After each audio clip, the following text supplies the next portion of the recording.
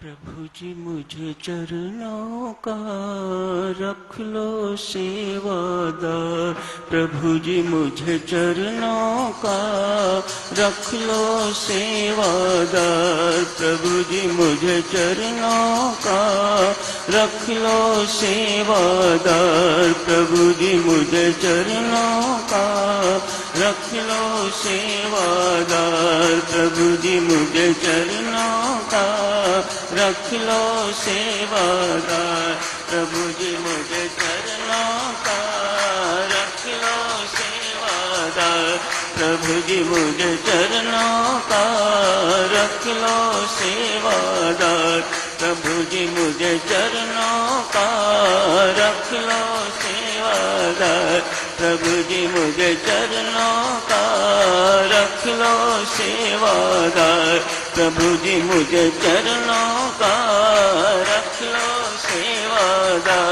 प्रभु जी मुझे चरणों का रख लो सेवादार। प्रभु जी मुझे चरणों का रख लो सेवादार। प्रभु जी मुझे चरणों का रख लो सेवादार। प्रभु जी मुझे चरणों का रख लो सेवादार। प्रभु जी मुझे चरणों का रख लो सेवादार। प्रभु जी मुझे चरणों का रख लो सेवादार। प्रभु जी मुझे चरणों का रख लो सेवादार। प्रभु जी मुझे चरणों का रख लो सेवादार। प्रभु जी मुझे चरणों का रख लो सेवादार। प्रभु जी मुझे चरणों का रख लो सेवादार। परमात्मा की श्री चरणों का सेवादार हो जाना, सारे संसार का सेवादार हो जाना, अर्थात परमात्मा के साकार रूप का सेवादार हो जाना ही भक्ति है।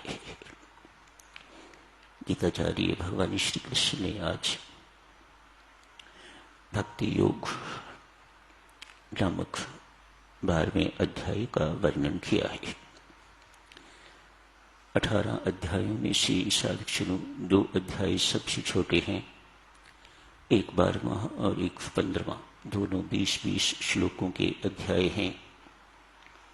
इन दोनों में से भी 12वां अध्याय अक्षरों की दृष्टि से छोटा है, सबसे छोटा अध्याय और बहुत मार्मिक अध्याय। संत महात्मा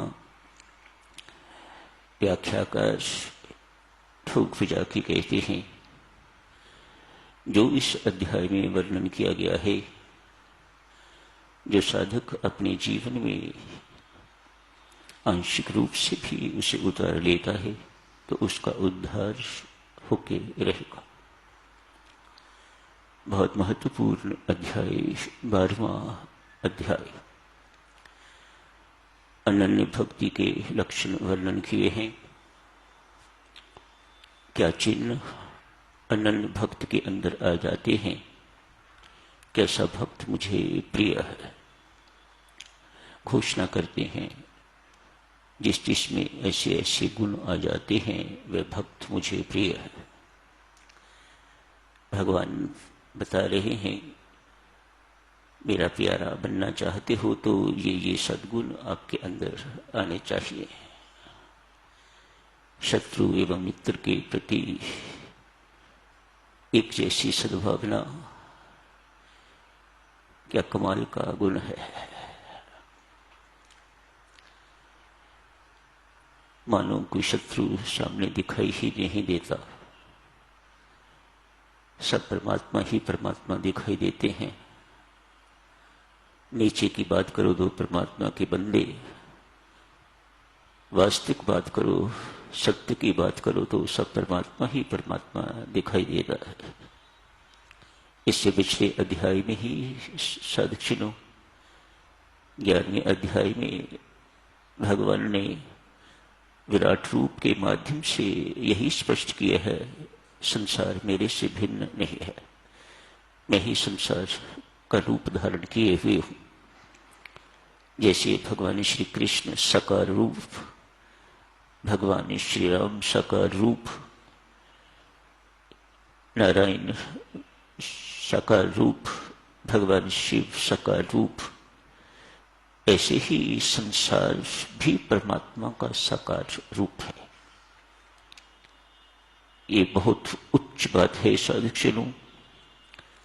जन्म जन्मांतरों की भक्ति के बाद ऐसा बोध होता है और ऐसी दृष्टि मिलती है जब इस संसार में परमात्मा के अतिरिक्त कुछ दिखाई ही नहीं देता।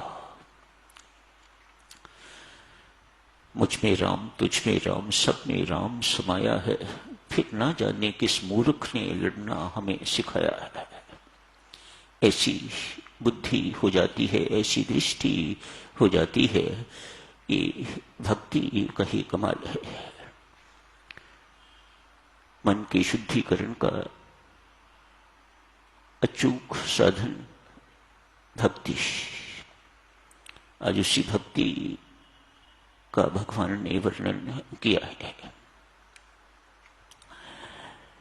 एक दृष्टांत शुरू करते हैं साधुजनों। उस दृष्टांत के अंतर्गत ऐसा लगता है कि भगवान द्वारा वर्णित सभी गुण एक एक करके आ जाएंगे। 2-3 दिन लगेंगे उसे समाप्त करते हुए। आज शुरू करते हैं। एक सम्राट है इब्राहिम, कालांतर में यही संत इब्राहिम बना है। कहते हैं अपने राज्य में बहुत प्रसिद्ध राजा हुए हैं, लेकिन परमेश्वर की कृपा तो सिर्फ राजा बनाने तक ही सीमित नहीं रहती। हर व्यक्ति जानता है ये सब कुछ भौतिक उपलब्धियां जितनी भी हैं, कोई ठेकेदार बनता है, कोई इंडस्ट्रियलिस्ट बनता है, कोई डॉक्टर इत्यादि इत्यादि, कोई शहंशाह बनता है, कोई बहुत संपन्न तो कोई बहुत विपन्न बनता है। ये सब प्रारब्ध के खेल हैं। इसे परमात्मा की कृपा कभी न मानिएगा। परमात्मा की कृपा तो बहुत उच्च चीज है, बहुत बड़ी चीज है, बड़ी विलक्षण चीज है। जिस पर हो जाती है, श्रीमद् भागवत कहते हैं, जिस पर मैं कृपा करता हूं सबसे पहले उसका धन छीनता हूं। मानो उसकी संपन्नता छीनता हूं, मानो उसके अंदर से पहले मैं संसारिकता निकालता हूं, तो फिर उसके अंदर मैं अपने आप को भर देता हूं। अभी तो हम फुल हैं, उस संसारिकता से इतने फुल हैं कि हमारे भीतर परमेश्वर के लिए किसी प्रकार का कोई स्थान नहीं है। We have no room for him. इतना कूड़ा करकट हमने अपने अंदर भर रखा हुआ है। संसार का मोह ममता इतनी फैला रखी हुई है कि यहां पर परमात्मा के प्रति मोह के लिए कोई गुंजाइश नहीं है, परमात्मा के प्रति प्रीति की कोई गुंजाइश नहीं है। इब्राहिम सवामन फूल की शैया पर सोता है। समझिएगा कि 50 किलो फूल हुए आज के हिसाब किताब से। रोज उसकी शैया पर इतने फूल बिछते हैं और राजाधिराज उस पर रात्रि को विश्राम करते हैं। एक देवी रखी हुई है, दासी रखी हुई है, अनेक होंगी, लेकिन शैया बनाने वाली एक्सपर्ट एक है। इसे अनेक वर्ष हो गए हैं। राजा साहब की शैया तैयार करते हुए फूल बिछाती है, नीचे कुछ बिछाती होगी, बीच में फूल, फिर ऊपर कुछ और, फिर कुछ और, इत्यादि इत्यादि। ऊपर तो कोई रेशमी चादर ही होती होगी, उस पर राजाधिराज सोते हैं। गरीब आदमी के अंदर भी तो साधुजनों दिल होता है, मन होता है, सब कुछ होता है। आज बेचारी का मन थोड़ा फिसल गया। राजा साहब 10 बजे से पहले सोने के लिए नहीं आते। मैं बिछाती हूं ये बिस्तर, इतने वर्षों से कभी लेट के नहीं देखा इसके ऊपर। आज इस पर अभी 8 ही बजे हैं। मेरा यूजुअल टाइम है बिस्तर बनाने का, शैया तैयार करने का। मैंने